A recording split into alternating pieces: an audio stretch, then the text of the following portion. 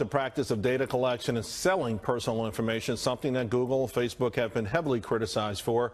Joining me now to discuss, Liz Peek, Fox News contributor, and Ford O'Connell, the Civic Forum PAC chairman. One other thing he did say I thought was interesting, that he says he says he doesn't believe that they have to take your data to make the service better.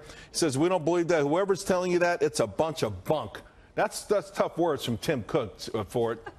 Look, and you want to know what? I think that Apple's Tim Cook is raising some great questions here. All we always hear about from Facebook and other big tech companies is their thirst for data, and basically they say, well, we need this because we're going to make the product better and the service better for you. If I'm the general public, you can't believe that. And if I'm Congress, I should be completely concerned about how they're going to buy and sell this on the secondary market. I know they say they don't, but if you actually look at some of their user agreements, they basically say the third-party vendors are actually service providers. Congress should be worried about this. They should also be worried about big tech's sort of ability to control the flow of information, because they can literally tip a presidential election. Liz, you know, of course, the free market types, libertarians, others are just saying, hey, you know what, don't do business with these folks if you're so afraid of this happening. But it's the price of admission, which often is free.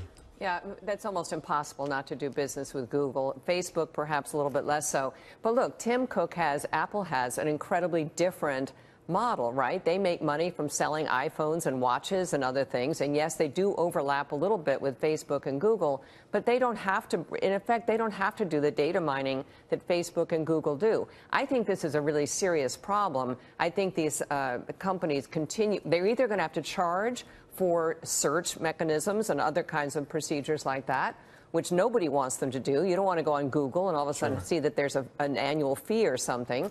Or they're going to have to get really serious about privacy. And I think that's the problem Facebook has now, is that they have not gotten serious. They have not made these. We've had two huge data breaches, one 80 million users earlier in the year, this one 50 million. That's just a lot of folks whose data is out there, possibly for sale. We don't know. You know, Ford, you mentioned the government taking a closer look. It's hard not to look at these companies, and to Liz's point, not think at some point antitrust is going to come up. It's going to be an issue, even if it's just a barrier to entry, barrier to additional competition, whatever the angle is. At some point, some government's going to look at these companies and say, you have absolutely too much power. You just said they can sway elections. They know everything about us.